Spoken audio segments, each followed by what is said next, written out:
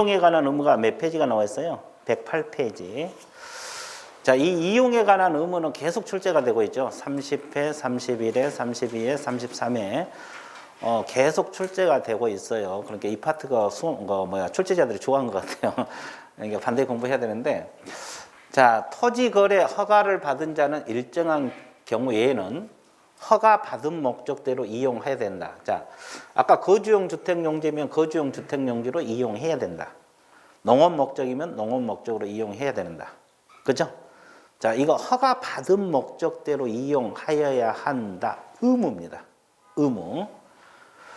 자, 그러면 허가관청은 허가를 내줬잖아요. 허가 받은 자가 허가 받은 목적대로 이용하고 있는지를 국토교통부령이 정한 바에서 매년 몇 회 이상?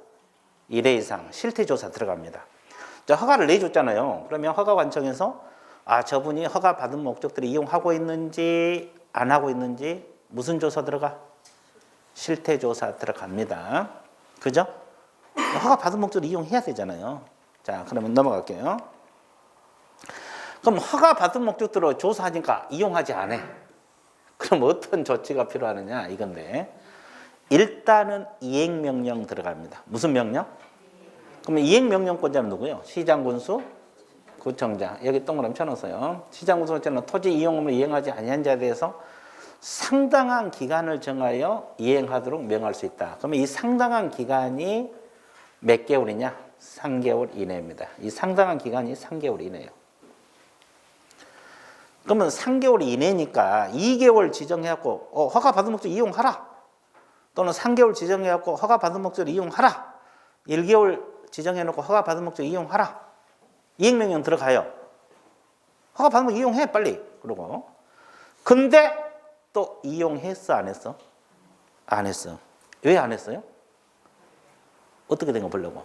그럼 이제 이행강제금을 부과합니다. 무슨 강제금? 이제 이행명령 떨어졌는데 또 이용하지 않았다 그러면 이행강제금을 부과하는데, 이것은 사전에 문서로서 통지를 해주고 나서 들어갑니다. 사전에 문서로서 통지. 그래서 시장, 군수, 구청장은 이행명령이 정해진 기간 내에 이행하지 아니한 경우에 토지 취득가액의 100분의 10입니다. 자, 토지 취득가액 얼마? 100분의 10. 10만 알아야 돼요. 범위 내까지. 범위에서 여기 동그라미. 다음에 정하는 금액의 이행강제금을 부과한다. 그러면 이행강제금은 토지 취득가액의 10% 범위 내란 것이요. 범위 내까지 알아야 돼요. 그러면 이때 토지 취득가액은 뭘 기준으로 한다 그랬어요? 실거래가. 이렇게 실거래가를 기준합니다. 뭘 기준한다? 실거래가격을 기준한다. 뭘 기준한다? 실거래가. 근데 실거래가가 확인되지 않는 경우는 취득 당시를 기준으로 가장 최근에 발표된 공시지가입니다. 자, 이것까지 하려면 헷갈리니까 일단 실거래가만 일단 외우세요. 이 단서까지 외우려면 힘들잖아요. 그러니까 100분의 10 범위 내에서 이행강제금 부과되는데, 이 취득가액이 실거래 가격을 기준한다. 그리고 이제 10% 범위 내에서 이행강제금. 그럼 범위 내란 말은 10%가 안 될 수도 있다는 소리죠. 그래서 구체적인 기준이 있어요, 없어요? 있죠. 자, 그 도표에 나와 있어요. 자, 허가 받은 목적대로 이용하지 않고 뭘 했다 그랬어요? 방치 동그라미. 그러면 이용한 거요, 안 한 거요? 아예 안 한 거잖아요. 허가 받아놓고. 그러면 10% 그대로 부과돼요. 아까 최대가 몇 %를 했어요? 10%. 그러니까 100분의 10 그대로 들어가요. 자, 당초 목적대로 이용하지 않고 방치했다 그러면 토지 취득가액의 100분의 10. 됐어요? 그 다음에 두 번째, 직접 이용하지 않고 남에게 뭘 했어요? 임대를 해줘서. 그럼 이건 이용한 거예요, 안 한 거예요? 한 건데 본인이 안 했다는 소리죠? 그러면 하긴 한 거잖아요. 위에 건 아예 안 하니까 10% 그대로 들어가고, 여기는 하기는 했는데 자기가 안 하고 남에게 임대 내서 한 거잖아요. 그러니까 7%. 이용하기는 했으니까 조금 적죠? 그리고 시장, 군수, 구청장 승인을 받지 아니하고 변경해서 다른 용도로 변경해서 이용했어요. 그럼 얼마? 5%. 그럼 이것도 이용하긴 한 거죠. 그죠? 다른 용도로 이용한 거지. 그래서 5%. 그리고 이 세 가지 외에는 7%입니다. 이걸 외우셔야 돼요. 이것도 시험에 나와요. 자, 연습시켜 드릴게요. 자, 방치한 경우는 얼마? 임대는? 변경은? 세 가지 외에는? 7. 다시, 방치는 얼마? 임대는? 변경은? 세 가지 외에는? 7. 이렇게 공부를 해 주시면 좋습니다. 이해되셨죠? 자, 그래서 최대가 10% 범위 내 이행강제금 계속 출제가 되고 있잖아요. 자, 넘어갑니다. 자, 반복부바 시장군수구청장 최초 이행명령이 있었던 날. 이것도 이제 시험에 나왔잖아요. 이거요.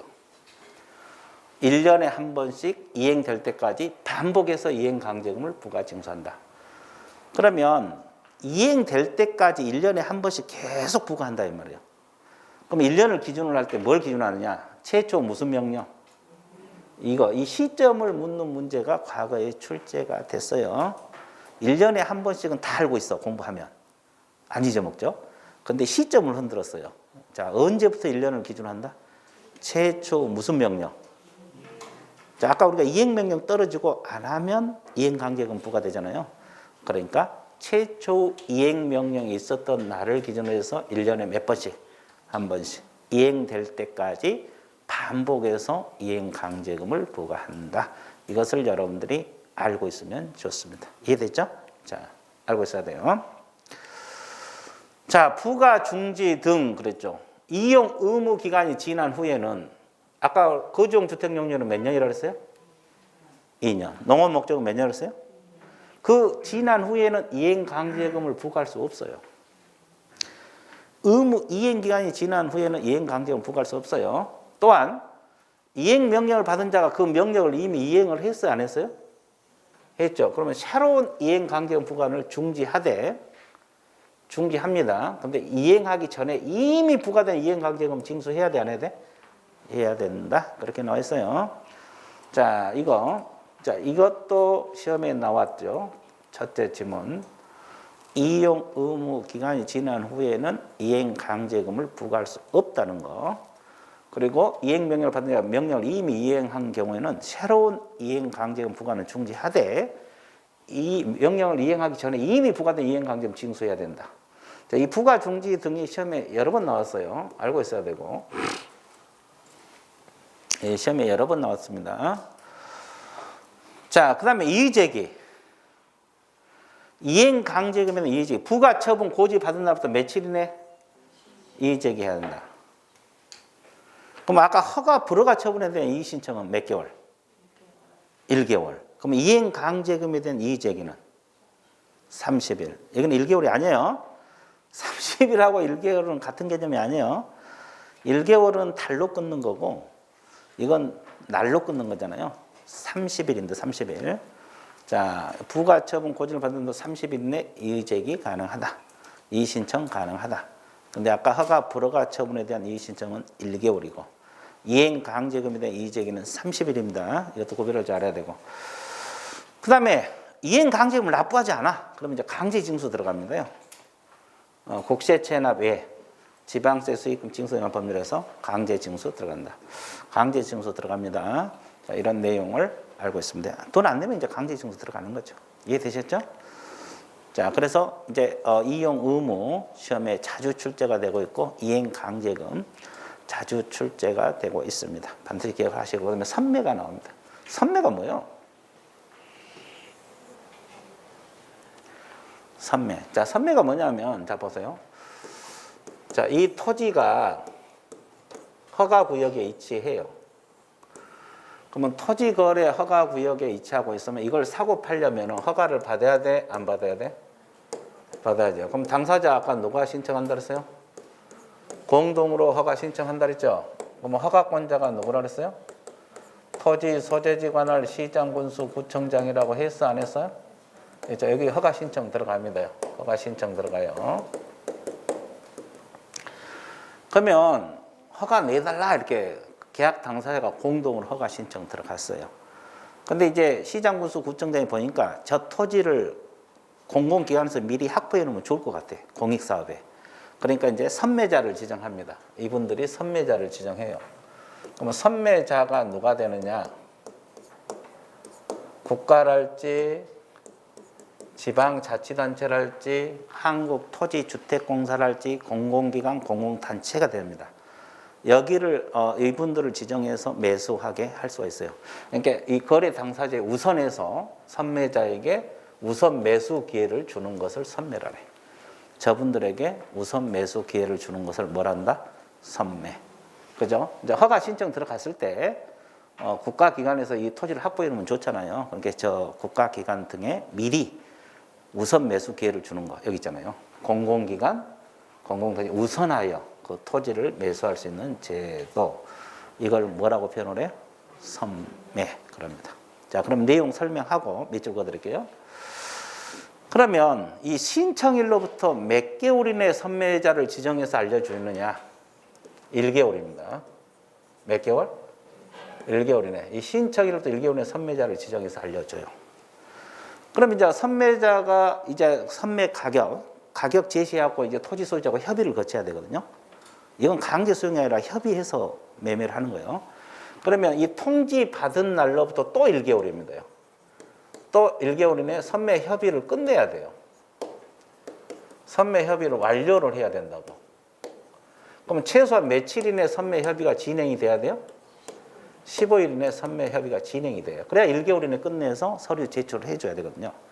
그러니까 신청일로부터 1개월 이내 선매자를 지정해서 알려주는 거고, 통지 받은 날부터 1개월 이내 선매를 끝내줘야 돼요. 그러니까 최소한 15일 이내 선매 협의가 진행이 돼야 돼요. 이해됐어요? 그럼 이때 선매 가격은 뭐가 될까요? 선매 가격. 공시지가를 기준으로 할까요? 감정 가격을 기준으로 할까요? 감정 가격? 공시가 하루 종일 공시지가? 예, 저기는 하루 종일 공시지가. 여기는 감정 가격. 우리 확실해요? 아까 대답 안 했는데. 이건 감정 가격을 기준합니다. 여기는 감정 가격을 기준해요. 그럼 아까 매수 청구할 때 가격은 뭐예요? 공시지가. 그럼 선매 가격은? 이것도 묶어가지고 시험에 자주 나와. 모의고사 같은 데 보면은 매수할 때 가격, 선매 가격 이렇게 묶어가지고 아까 그 이행강제금 그 가격 뭐 이렇게 뭐가 들어가느냐 이렇게 묶어갖고 문제가 나올 수 있거든요. 그래서 매수 청구할 때 가격은 공시지가, 선매 가격은 감정 가격, 그죠? 이행강제금 토지취득가액은 실거래가. 이런 걸 구분해서 또 시험에 그것만 묶어가지고도 시험에 출제가 되고 있어요. 그러니까 이런 것이 그때그때 나와야 돼. 감정 가격. 근데 여기도 마찬가지. 신청서에 적힌 가격이 감정 가격보다 낮을 수도 있어 없어요? 그러면 여기도 신청서에 적힌 가격으로 할 수 있어요. 지금 전반적으로 다 설명했어요. 그 내용이 다 나와 있어요. 그 책에 다 나와 있다고. 자, 봐드릴게요. 그러면 선매 대상 토지가 어디고 선매자가 누구냐? 여기 나와 있잖아요. 선매자는 여기요. 국가랄지 지방자치단체랄지 한국토지주택공사랄지 공공기관, 공공단체 이 중에서 지정이 됩니다. 이걸 선매자라래요. 이 중에서 매수할 자를 지정한다. 선매자. 미리 매수할 자. 국가, 지방자치단체, 한국토지주택공사, 공공기관, 공공단체. 그럼 선매 대상 토지는 이거 두 가지. 무슨 토지라고 했어요? 공익사업용 토지하고 허가를 받아 취득한 토지를 그 이용 목적들을 이용하고 있는 토지요, 이용하고 있지 아니한 토지요. 아니한 또 뭐라며? 허가 받은 목적대로 이용되고 있지 아니한 토지가 선매대상 토지다. 그래서 공익사업용 토지하고 허가 받은 목적대로 이용되고 있지 아니한 토지가 선매대상 토지. 그러면 여기서 주의할 것은 이용하고 있는 토지는 선매대상이 안 돼요. 허가 받은 목적으로 이용하고 있는 토지는 선매대상 토지가 아니고 허가 받은 목적으로 이용되고 있지 아니한 토지가 선매대상 토지다. 이렇게 공부를 하셔야 돼요. 이해됐어요? 공익사업용 토지 두 가지입니다. 넘어갈게요. 자, 선매 절차. 아까 내가 이야기한 거죠. 허가권자가 허가 신청이 있는 날부터 몇 개월 이내? 선매자를 지정해서 통지해달라고 했어 안 했어요? 했어요. 신청 있는 날로부터 1개월 이내 선매자를 지정해서 소유자에게 알려준다. 됐죠? 그럼 뭐라 했어요? 자, 그러면 선매자는 또 어떻게 해요? 통지를 받은 날로부터 또 몇 개월? 1개월. 토지 소유자 선매 협의를 끝내라 그랬잖아요. 끝내라 그랬죠. 그러니까 최소한 며칠 이내 선매 협의가 진행돼야 돼? 15일 이내 선매 조건을 기재한 서면을 소유자에게 통지하여 선매 협의를 해야 된다. 그러니까 15일 이내 선매 협의가 진행이 돼야지 최소한 1개월 이내 선매 협의가 끝나는 거잖아요. 이해됐어요? 그리고 통지 받은 날부터 1개월 이내 선매 협의 조서를 제출해야 된다. 그러니까 결국 1개월 이내 다 끝내줘야 된다는 소리예요. 그죠? 자, 그 다음에 선매 협의 조서를 제출한 자는 뭘 첨부하라 그랬어요? 거래계약서 4번을 첨부하라. 이때는 협의가 이루어진 경우에만 그렇습니다. 협의가 이루어졌을 때만 거래계약서 4번을 첨부해서 하라. 자, 그래서 기간 알아두시면 돼요. 신청인으로부터 1개월 이내 선매를 진행해서 알려주고 통지 받은 날부터 1개월 이내 선매 협의를 끝내야 되니까 최소한 15일 이내 선매 협의가 들어가야 된다 이 말이에요. 됐어요? 자, 그 다음에 선매 가격 나와 있잖아요. 아까 뭐라 그랬어요? 무슨 가격을 기준한다? 감정가. 이거 외우셔야 되고. 근데 단서가 뭐예요? 신청서에 적힌 가격이 감정가보다 낮으면 신청서에 적힌 가격으로도 할 수 있다 없다? 있다. 일단은 선매 가격은 감정 가격이라는 거 알고 있어야 되고. 그렇죠? 그 다음에 이제 5번도 중요하잖아요. 선매 협의 불성립 시 조치가 나와 있잖아요. 불성립 시. 시장군수 구청장은 선매 협의가 이루어지지 아니한 경우는 지체 없이 허가 불허가 여부를 결정하여 통보해야 된다. 자, 또는이죠. 허가할 것인지 또는 불허가 여부를 결정하여 통보를 해야 된다.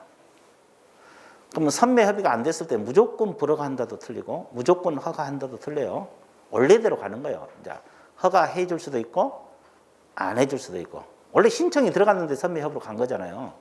그러니까 이제 선매 협의가 안 되면은 이제 원래대로 가는 거죠. 허가할 것인지 불허가할 것인지 결정해서 통보를 합니다. 언제까지? 지체 없이.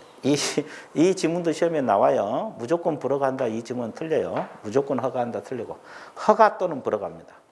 허가 또는 불허가 둘 중 하나요. 자, 이것도 알고 있으면 좋습니다. 자, 그래서 이제 끝났고 이제 포상금이 나옵니다. 자, 우리 과목에서 포상금 몇 군데 나와? 3군데. 어디서 나와요?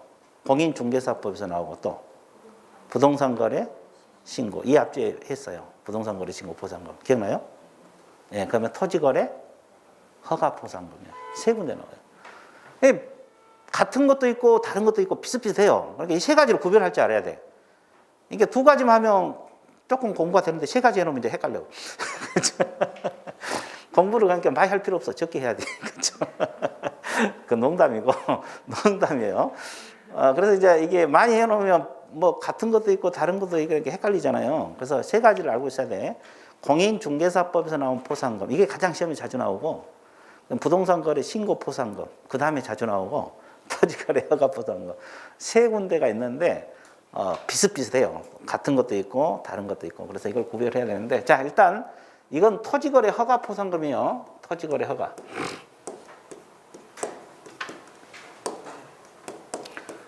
토지거래 허가제와 관련한 포상금인데 볼게요. 시장군수 구청장이 누구예요? 허가관청이잖아요. 시장군수 구청장 이거 허가관청이 포상금을 지급할 수 있다. 그러면 주어 서술로 보면은 누가 포상금을 지급권자는 거예요? 허가관청, 시장군수 구청장. 그러면 행정기관이나 수사기관을 고발한 자에 대해서 그러면 행정기관은 여기는 허가관청이 되는 거고 수사기관은 경찰이나 검찰이 되는 겁니다. 신고 고발은 아무데나 해도 돼요. 신고 고발은 수사기관에 해도 되고 허가관청이 해도 관계는 없어요. 그런데 이제 돈이 나온 것은 오로지 시장군수 구청장 허가관청에서만 보상금이 지급된다. 이건 어디나 공통이잖아요. 어디나 공통 맞죠? 예, 맞습니다. 아주 좋았어요. 자, 그 다음에 내가 이야기했잖아요. 나머지 내용들은 강의 들으면 해결이 된다. 그럼 여러분들이 외울 것은 뭐? 대상자는 여러분들이 외우라고 했어 안 했어요? 했죠. 공인중개사법상 신고 고발 대상자가 누구라 그랬어요? 공인중개사법 포상금 신고 고발 대상자 외우라 그랬잖아요. 무등록 중개업자에서 무, 거짓 등록에서 거, 등자, 등록증, 자격증 양도돼요, 양수돼요. 그리고 또 뭐라 했어요? 표시담방. 개공이 아닌 자로서 표시한 거. 그다음에 시세, 단체, 개공 업무를 방해. 그랬잖아요. 아, 그래서 안 그랬어? 그랬죠. 그래서 이제 이런 대상자를 외우셔야 돼요. 그럼 부동산 거래 신고 대상자 4가지 이 앞주에 배웠고, 오늘은 이제 토지 거래 허가 관련 대상자. 자, 뭐냐면 이 2가지를 외우셔야 많지 않아. 2가지밖에 없어요. 자, 허가, 아까 토지거래 허가에서 허가 구형 허가 받으라 그랬죠. 변경 허가를 받으라 그랬죠. 배웠지 아니냐고? 토지 계약을 체결한 자. 또 거짓이나 그 밖의 부정한 방법으로 토지거래 허가를 받은 자. 이거 아까 몇 년짜리라 그랬어요, 이거? 2년 하고 100분의 30. 징역 벌금 사유거든요. 2년 이하의 징역하고 100분의 30에 상당하는 금액 이하의 벌금. 기억나요? 그럼 징역 벌금 사유죠.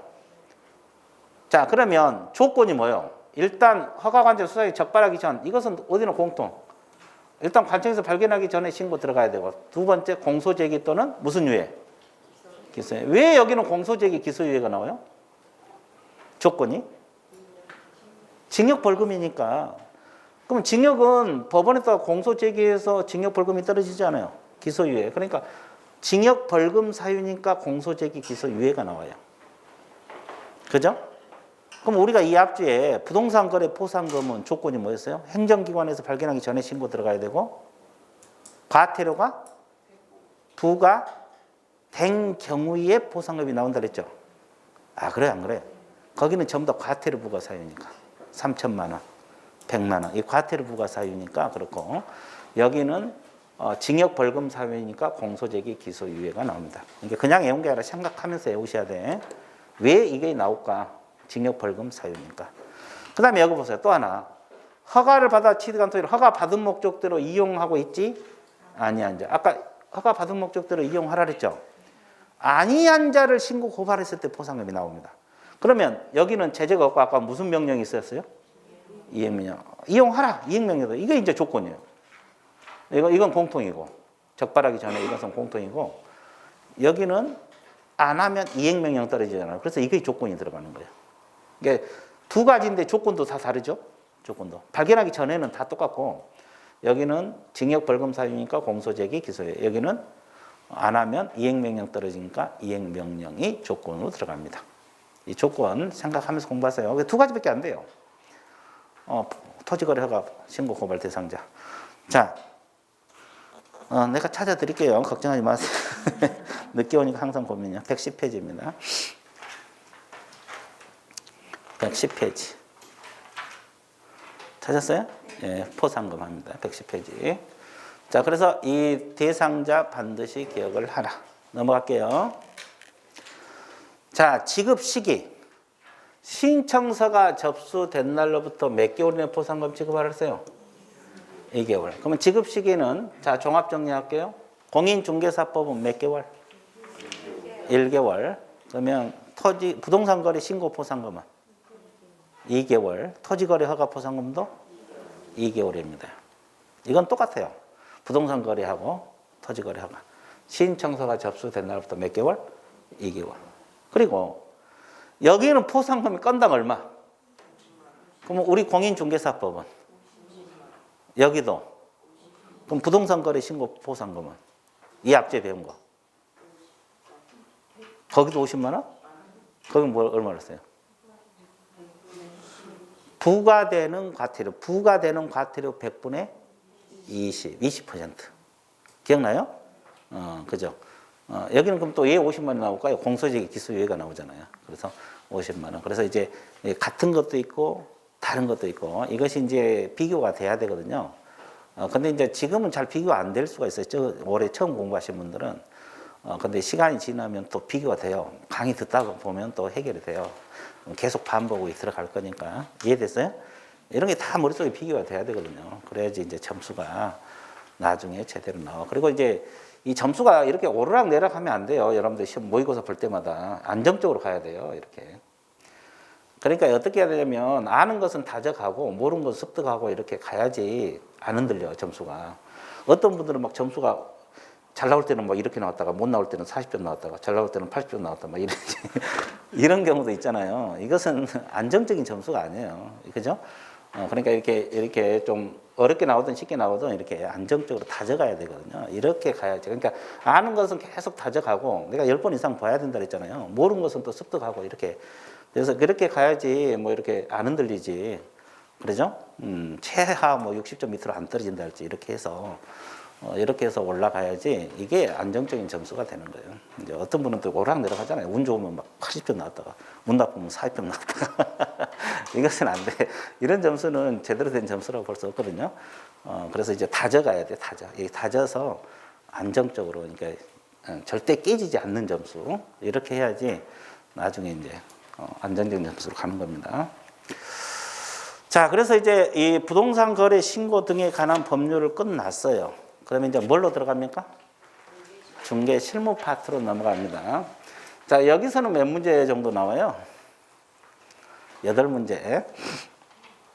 이제 20%가 여기서 나와요. 여기서 이제 뭐 33회 때도 20문제, 20% 나왔어요. 고정화 거의 뭐 8문제, 뭐 적게 나오면 7문제도 나오고 그래요. 6문제도 나올 수도 있고. 그런데 일반적으로 8문제입니다. 일반적으로 8문제. 8문제가 뭐요? 20점이잖아요. 그러죠? 그러니까 이거 빼더라도 앞에 지금까지 배운 거 다 맞으면 80점이야. 근데 그 이론상 그렇고 실질적으로 80점 다 맞는다는 보장이 없잖아요. 아, 그래, 안 그래? 예, 그러니까 여기도 좀 해야지. 여기도 하면은 공부하면 여기는 또 다 맞춰요. 여기도. 공부하면 쉽고 여기는 안 하면 어렵고 그래요.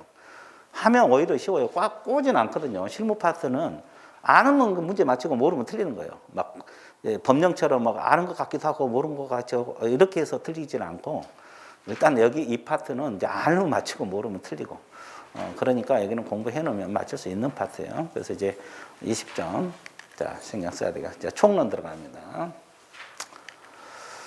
자, 그러면 중개실무 일반적 과정 들어볼게요. 자, 이게 가부 건물입니다. 그러면 이 사람이 물건 팔아달라 의뢰를 맡겨요, 안 맡겨요? A 경우에 중개를 해달라 맡기죠. 그러면 이 사람이 의뢰 접수를 받습니다. 의뢰 접수. 의뢰 접수와 동시에 맺는 계약을 무슨 계약이라고 했어요? 중개계약. 이걸 무슨 계약? 이게 실무 첫 번째예요. 중개 실무 과정입니다. 그러면 개혁공인중개사는 나름대로 중개활동 계획을 수립해야 돼, 안 해야 돼? 해야 돼요. 그러니까 계획을 세워서 중개하라 이 말이에요. 여러분 공부도 계획성 있게 하자고 하고 있잖아요. 계획 세워놓고 하고 있어요? 여기 계획 세워놓고 하고 있어, 안 하고 있어? 네, 좋습니다. 세워놓고 하고 있잖아요. 중개도 똑같아요. 계획을 안 세워놓고 중개하면 시행착오가 발생해서 시간 깨지고 비용 깨지고 또 경쟁업자에게 뒤지고 경쟁업자에게. 그래서 계획성 있게 움직여라. 이게 몇 번째? 2번째. 계획 수립이 몇 번째? 2번째. 그 다음에 3번째가 뭐랬어요? 물건 조사 확인 있어요, 없어요? 가격 선정. 그러면 3번째 이 매물. 이걸 조사하고 확인해야 돼, 안 해야 돼? 왜 조사를 해야 돼, 이거? 매수인에게 뭐 해야 되니까? 설명해야 되니까. 이게 이제 3번째. 이게 3번째예요. 됐죠? 그럼 4번째 이제 설명했어요, 을에게. 설명한다 해서 바로 사고 싶은 생각이 들어요, 안 들어요? 그럼 사도록 만들어야지요. 이걸 뭐라 그래요? 중개활동, 영업활동, 판매활동이라 그래요. 이게 몇 번째? 4번째. 실무 과정에서 4번째입니다. 그러면 돈을 잘 벌려면 이걸 잘해야 되잖아요. 중개활동. 아, 그래 안 그래? 영업을 잘해야 되거든요. 실질적으로. 근데 시험은 별로 안 나와요. 우리 과목에서. 왜? 알아서 하라고. 알아서 하라고. 그죠? 시험은 자주 안 나오는데 실제로 영업 잘하려면 돈 잘 벌려면 이걸 잘해야지. 그죠? 마케팅. 이거 잘해야 되거든요. 근데 그리고 이제 마지막으로 뭐요? 거래계약. 거래계약이 뭐요? 매매계약, 임대차 계약. 그러면 이제 산다 그러면 갑하고 을하고 거래가 이루어져. 이게 몇 번째? 5번째. 이해됐어요? 거래계약이 이루어집니다. 여기가 실무.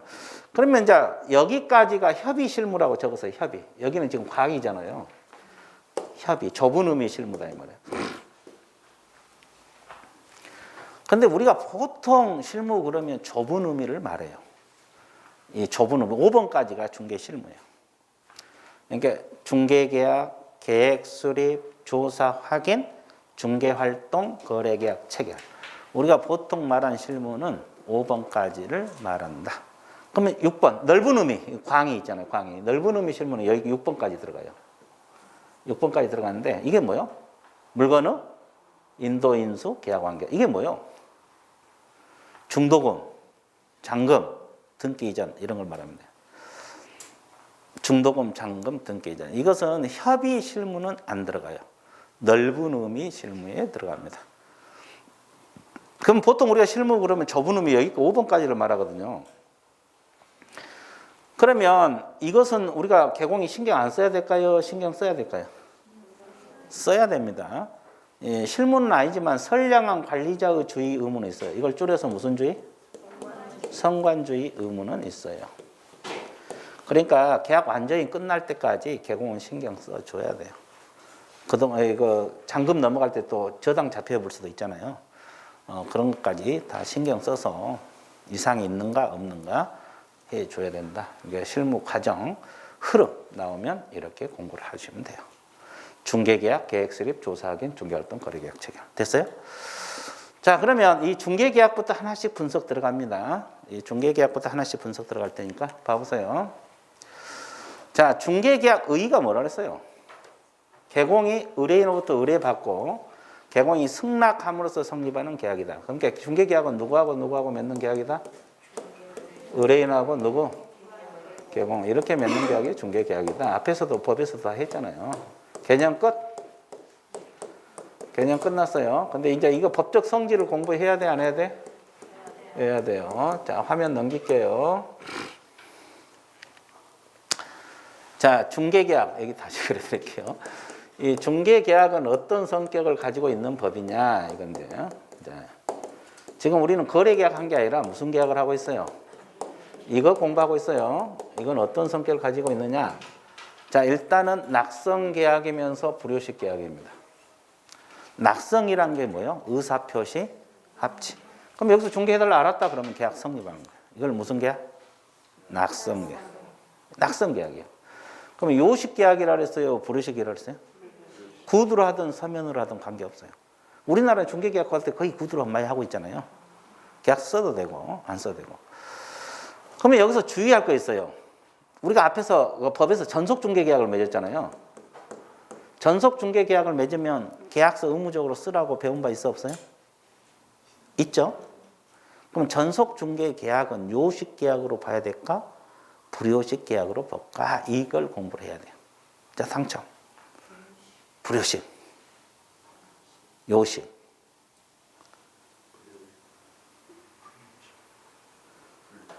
불효식이랍니다. 그러면 다수결의 원칙에 의해서 불효식을 할게요. 자, 여기다가 적어 놓으세요. 전속중개계약 포함. 그러면 우리 공인중개사법에서 계약서를 쓰라 그랬는데 왜 불효식으로 봐야 돼요? 구두로 전속을 맺어도 계약은 성립해요. 다만 계약서를 안 쓰면 우리 법에서 업무정지 들어가거든요. 업무정지 처분을 받을지언정 계약 효력은 발생해요. 그러니까 일반 중개든 전속 중개 계약이든 무조건 중개 계약은 무슨 계약이다? 불효식 계약이다. 이거 주의해 줘야 돼. 자, 여러분들 전속 중개 계약은 계약서를 써야 되기 때문에 요식 계약이다 이렇게 생각하기 쉽잖아요. 불효식입니다. 그 다음에 두 번째, 위임 유사의 무명 계약입니다. 이것도 계약이거든요. 위임도 유사하다. 그죠? 무명이란 뜻이 뭐예요? 이름이 없다. 근데 중개계약이란 이름이 있잖아요. 근데 왜 이름이 없다 그랬어요? 중개계약이란 이름이 있는데 왜 이름이 없다 그랬어요? 민법에가 이름이 없다 이 말이에요.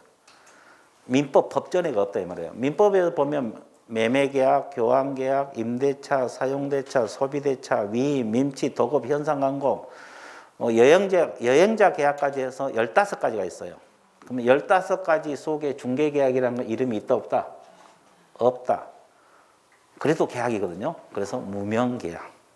그러면 이름이 있는 경우를 유명계약, 이름이 없는 계약을 무명계약. 그리고 전형계약이라고 했어요. 비전형. 전형은 민법에 있는 유명계약을 전형계약이라고 해요. 근데 민법에 없으니까 비전형이에요. 민법에 있는 걸 전형계약, 거기 없는 걸 비전형. 민법에 있는 걸 유명, 없는 것을 무명.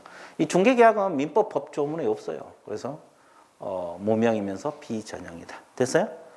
그리고 유상계약입니다. 유상, 그 쌍무계약. 서로 대가적 출연관계에 있다. 이건 대가적 채무관계에 있다는 건데 쌍무계약.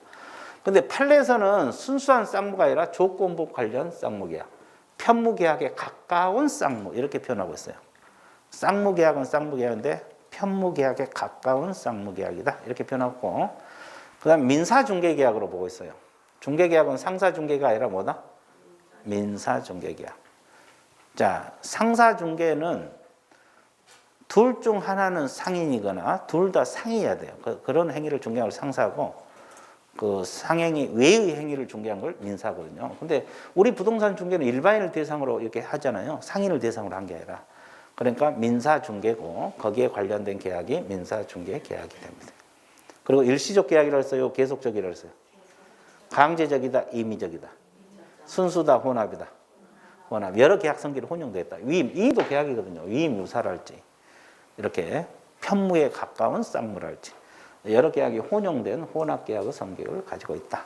이 중개계약 법적 성질도 간혹 가다가 나올 수가 있어요. 자주는 안 나오지만 간혹 가다가 나와요. 운 나쁘면 나와요. 그러니까 이것도 공부해야 돼, 안 해야 돼? 해야 됩니다. 자, 그래서 이게 뭐 시간 안 걸리잖아요. 조금 더 신경 써서 공부하면 돼요. 조금만 더 투자하면은 안정적으로 점수가 가는데, 그걸 안 하면 또 불안해지잖아요. 그래서 이제 조금만 더 신경 쓰면 돼요. 중개계약 법적 성질 끝났어요. 자, 그 다음에 중개계약의 서면화. 이게 무슨 말이에요? 이 유형화 뜨는 뜻이, 이건 무슨 말이냐고. 우리나라는 중개계약을 맺을 때 보통 계약서를 써요, 구두로 해요? 구두로 하잖아요. 거래계약서는 쓰는데 중개계약서는 거의 안 쓰고 있거든요. 매매계약서는 쓰지만 중개계약서 말하는 거예요, 지금. 거래계약서 생각하면 안 돼요.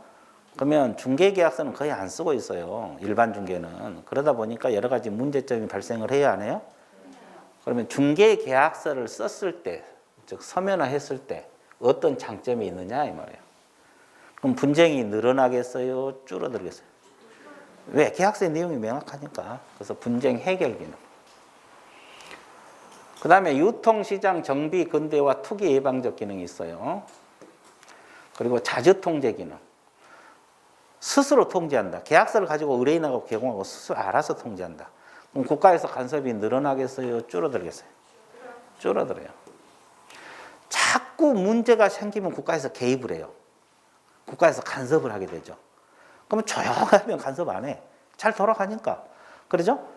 그래서 이 서면화 기능은 이런 것이 있다. 이것은 시험에 잘 안 나와요. 근데 11회, 12회 엄청 오래됐죠? 거의 연속 2번 출제되고 그 뒤로 깜깜무소식이에요. 그럼 여러분 지금 몇 회입니까요? 34회 준비했잖아요. 저때 2번 내리 출제되고 그 뒤로 나온 적도 없어요. 11회. 그러니까 이게 서면화 그냥 그래도 한 번 정도는 봐줘야 되지 않을까 싶어요. 이해됐어요?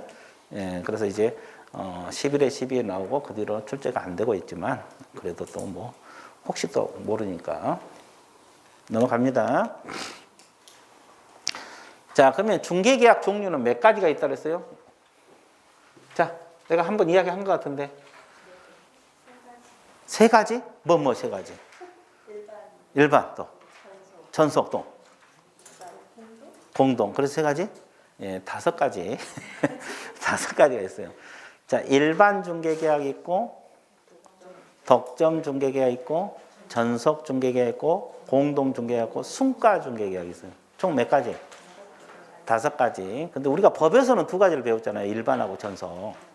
우리가 앞에 법에서는 일반 중개, 전속 2가지를 배웠어. 근데 여기서 5가지 다 배워. 그러면 여기서는 이제 뭘 배우냐? 의의하고 특징을 배웁니다. 자, 일반 중개계약부터 들어가요. 이건 법에서도 배웠죠. 의뢰인이 불특정 다수 개공에게 서로 경쟁적 의뢰하고 가장 먼저 계약을 성사시킨 개공에게 보수를 지급하는 형태의 중개계약을 말한다. 이게 무슨 중개계약? 일반 중개계약이라고 말합니다. 그러니까 여러 개공에게 의뢰하고 거기서 가장 먼저 계약을 성사시킨 개공에게 보수를 지급하는 형태가 일반 중개계약이다. 자, 특징을 공부해 드릴게요. 개념 끝났고. 그럼 다시 그려 드릴게요. 일반 의의는 이거잖아요. 의의는 A에게 중개해달라고 의뢰를 맡겼어요. 일반 중개계약을 맺었습니다. 그리고 B에게 의뢰를 맡겨도 계약 위반이다, 아니다? C에게 의뢰를 맡겨도 계약 위반이다, 아니다? 그러면 여기서 누가 보수를 받는 거예요? 거래를? 누가 성사시켰어요? B가 성사시켰다 가정하면 B는 중개 보수를 받아요, 못 받아요? 받아요. 이거 이제 일반이거든요. 보수는 양쪽부터 받습니다. 근데 이 일반 중개는 우리나라에서 특징이 가장 많이 이용해요. 그럼 과거의 시험에 우리나라에서 가장 많이 이용한 공동중개 계약이다 이렇게 출제된 바 있어요. 맞아, 틀려? 틀려. 아직까지는 공동중개도 많이 하고 있잖아요. 많이 하고 있지만 가장 많이 이용한 것이 일반이에요. 여러분도 아파트 팔 때 여러 업소, 중개업소에 내놓을 수 있잖아요. 그죠? 자, 그 다음에 일반 중개계약은 구두계약에 거의 다 계약서 안 쓴다 그랬죠? 구두계약에서 체결된 일반적으로 개공과 의뢰인과 법적 분쟁 발생 소지가 많다, 적다? 분쟁이 많아요. 그 이유는 계약서를 안 하고 거의 다 구두로 하기 때문에. 구두로 하기 때문에. 그리고 개공은 중개할 동안 비용과 시간, 노력에 대한 대가가 보존되지 않으면 개공 책임 중개를 기대할 수 없다. 왜 그래요? 자, A하고 C 한번 보세요. A하고 C. 이 A하고 C는 열심히 일을 했는데 보수가 확보되고 있어요? 안 되고 있어요? 노력은 했지만 B가 딱 성사시키면 보수 하나도 못 받잖아요. 그러니까 책임 중개를 안 하려래요. 우연히 성사되면 보수를 받지만 적극적으로 안 나서. 그죠? 그러니까 의뢰인 입장에서는 또 반대로 책임 있는 중개 서비스를 제공받기 쉽다, 어렵다? 어려워요. 개공이 책임 중개 안 해주니까. 그러니까 이 개공에게도 불리하고, 개공은 보수가 확보되지 않아서 불리하고, 그죠? 대가가 보존되지 않아서 불리하고, 의뢰인 입장에는 책임 서비스를 못 봐서 불리해. 그럼 모두에게 유리하다는 거예요? 모두에게 불리하다는 거예요? 모두. 여기서 모두라는 것은 의뢰인하고 개공 둘을 말합니다. 그러니까 유리한 건 별로 없죠, 일반이? 그렇죠? 근데 우리나라에서 가장 적게 이용한다, 가장 많이 이용한다. 가장 많이 이용하는 게 일반 중개계약이다. 그리고 법에, 우리 법에 들어있는 거고. 됐어요? 자, 그래서 일반 중개계약의 특징 끝났어요. 자, 가볍게 한번 정리해 주세요. 자, 독점으로 들어갑니다. 이 독점은 뭡니까요? 특정 개공에게, 이거요. 독점적으로 의뢰를 함으로써 중개계약은 누가 거래계약을 이 지문이 중요해요. 누가 계약을 성립시켰는지 불문하고 독점 중개계약을 체결한 개공에게 보수를 지불하기로 하는 형태의 중개계약을 말한다. 그럼 독점은 말 그대로 몇 사람이 맡기는 거? 한 사람. 한 사람이 맡기는 걸 독점이라 그래요.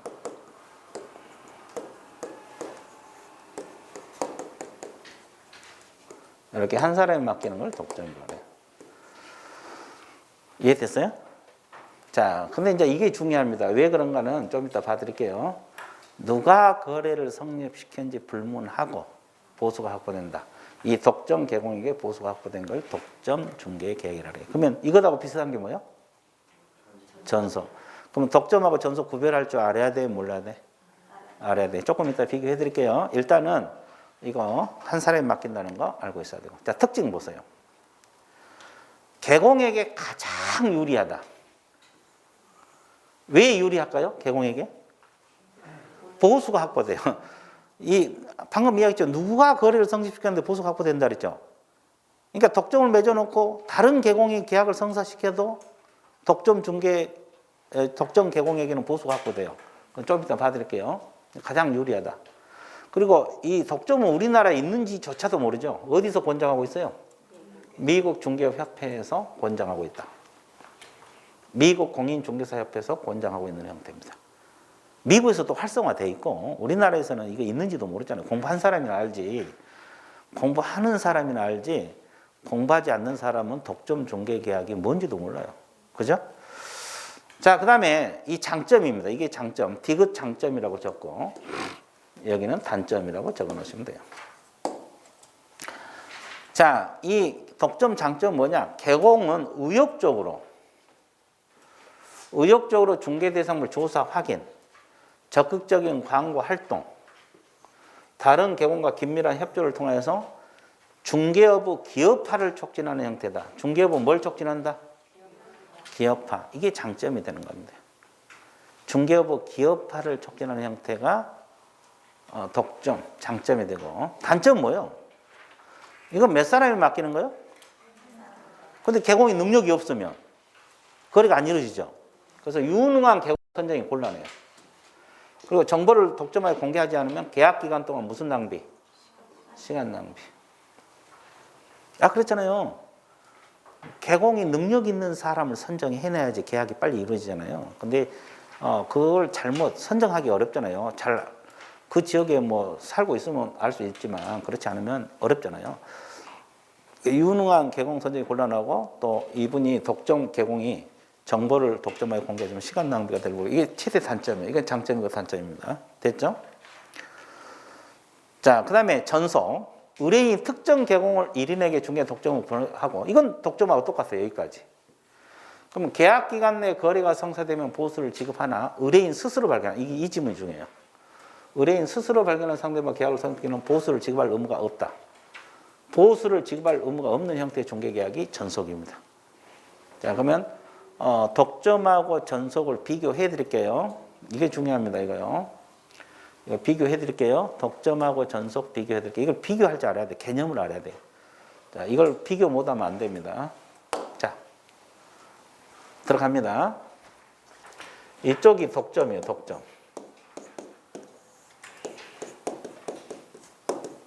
이게 독점 중개 계약이고, 자, 이게 전속입니다.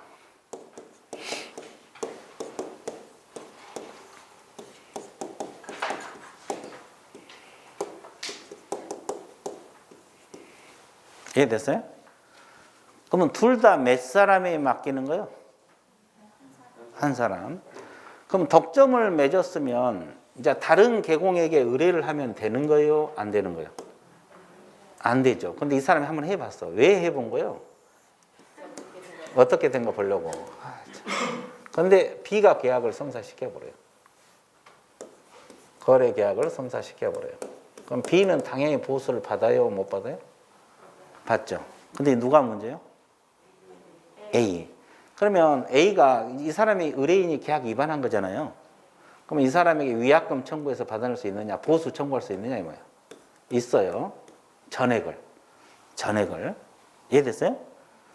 그러면 전속 한번 볼게요. 전속도 몇 사람이 맡겼어요? 그럼 다른 개공에게 의뢰하면 돼요? 안 돼요? 안 되는데 의뢰를 했어. 근데 B가 여기도 계약을 성사시켜버려요. 이건 앞에서 배웠어. 한 달이 안 됐죠. 앞에서 배웠는데, 그럼 B는 당연히 보수 받는다 그랬죠? 그러면 A가 위약금 청구해서 받아낼 수 있다고 배웠어요? 없다고 배웠어요? 있다고 배웠죠? 기억나요? 여기 기억나? 기억나? 잘 안 나죠? 왜? 한 번 들었으니까. 자, 내공이 쌓이신 분이 지금 기억이 나는데, 지금 올해 처음 오신 분은 기억이 한 달 정도 됐어요. 한 달 좀 못 됐을 거예요, 아마. 한 3주 내지 4주 됐는데, 잊어먹잖아요. 위약금 청구해서 받아낼 수 있다 그랬어요, 전액을. 중개보수 전액을. 해당하는. 그죠? 그러면 여기까지는 지금 전속하고 독점이 같아요, 달라요? 같잖아요. 여기까지는 똑같아요. 그럼 차이가 뭐냐면, 이게 차이점이잖아요. 자, 독점 그럴게요. 이 사람하고 A하고 둘이 독점 중개 계약을 맺었어요? 안 맺었어요? 맺었죠? 맺었는데, 자, 이 사람이 중개를 못하고 있었어요. 근데 의뢰인이 을을 만나서 계약을 해버려요. 그러면 이걸 의뢰인이 스스로 발견한 상대방이라고 해요. 이렇게 계약. 그러면 A 소개로 만났어요? 자기들끼리 만났어요? 그러면 이 사람은 기대치가 무너졌죠? 그러면 중개보수 받아낼 수 있냐 이 말이에요.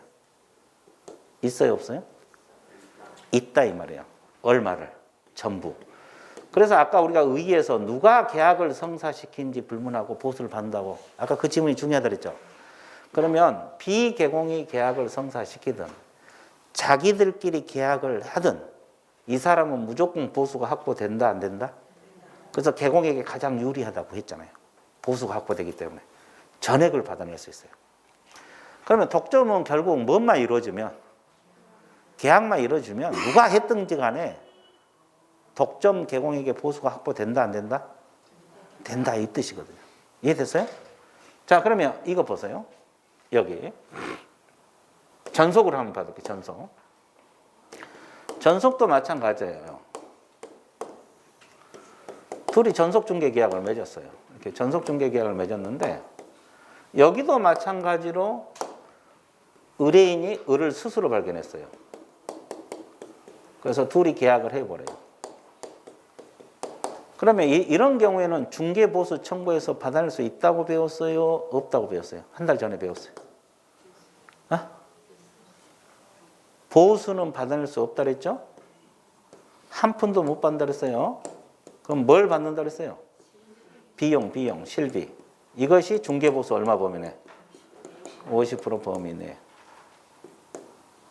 50% 범위 내에서. 기억나요, 이거? 그래서 이제 이거. 그러면 차이점이 어디서 차이가 나는 거예요? 여기서 차이가 나잖아. 스스로 발견한 상대방. 스스로 발견한 상대방에서 차이가 나는 거죠. 그러니까 이 전속 같은 경우는 이때는 보수는 못 받고 실비만 받거든요. 근데 독점은 저런 경우에도 보수를 받아낼 수 있다, 없다? 있다. 그러니까 차이점은 스스로 발견한 상대방과 거래했을 때만 차이가 있는 거예요. 저 위에까지는 다 똑같아요. 그러니까 이 개념을 구별할 줄 알아야 돼, 몰라야 돼? 알아야 돼. 둘 다 한 사람에게 맡기는 건데 약간의 차이가 있다. 차이점은 스스로 발견한 상대방과 계약을 했을 때 보수를 받냐 못 받냐 거기서 차이가 있다. 독점은 받는데 전속은 못 받고 비용만 받는다. 이해됐어요? 예.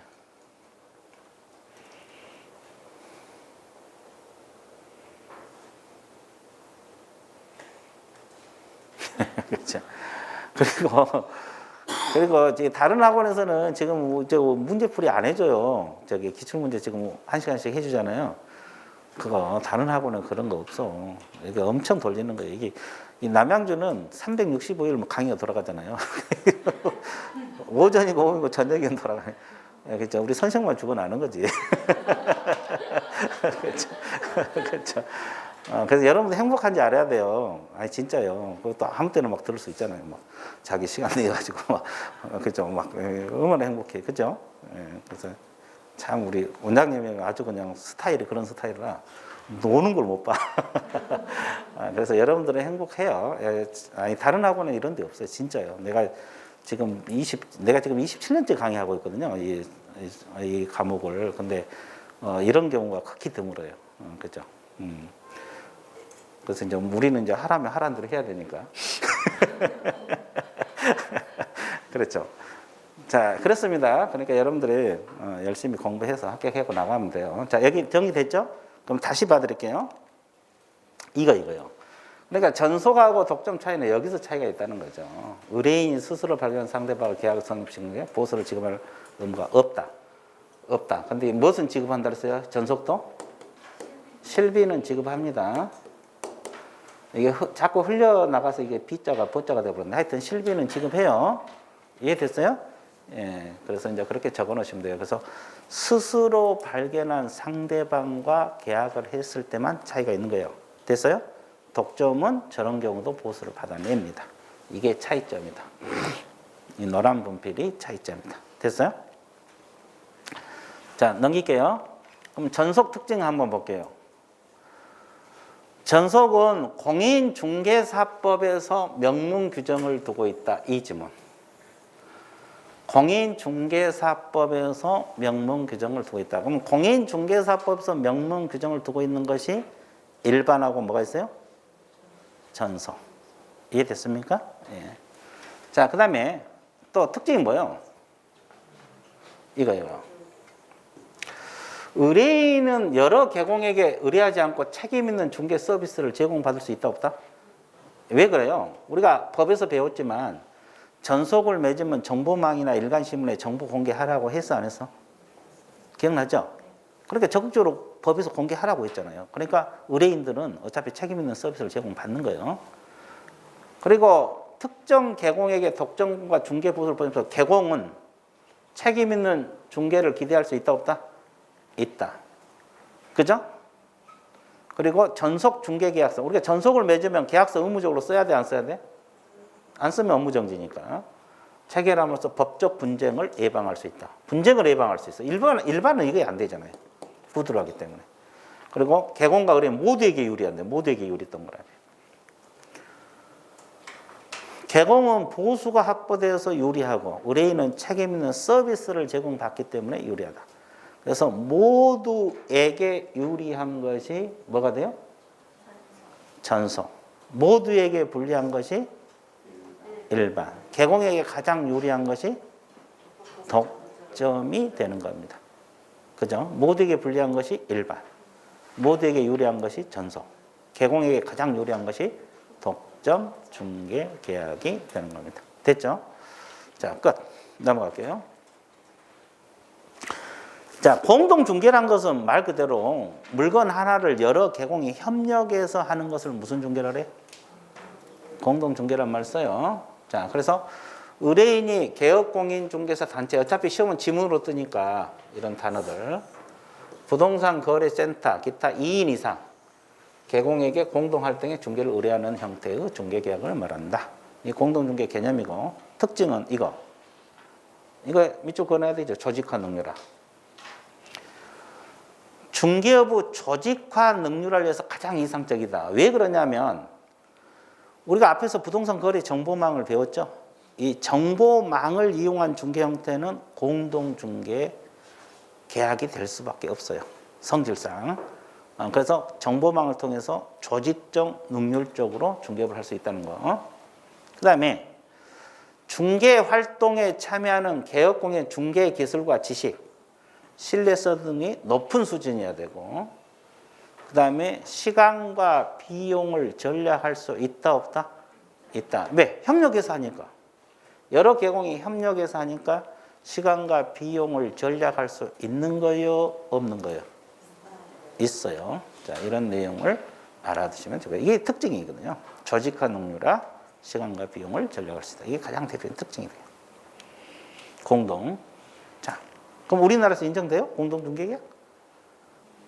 당연히 인정되지. 다 하고 있잖아요, 지금. 법의 규정은 없지만 인정이 돼요. 계약 자유 원칙상. 그래서 이제 우리가 공동중개, 요즘 공동중개 엄청 하잖아요. 단독중개보다는 공동중개 훨씬 많잖아요. 됐죠? 네, 인정됩니다. 그 다음에 이제 뭐가 있어요? 순가. 순가는 보세요. 의뢰인이 미리 개공에게 매도 가격을 제시하고 의뢰하고 그 금액을 초과하여 거래가 성사된 경우는 초과한 금액을 보수로 취득하는 중개계약이다. 이거잖아요. 순가란 것은 이거잖아요. 이 개공하고 계약을 맺어요. 순가 중개 계약을 맺습니다.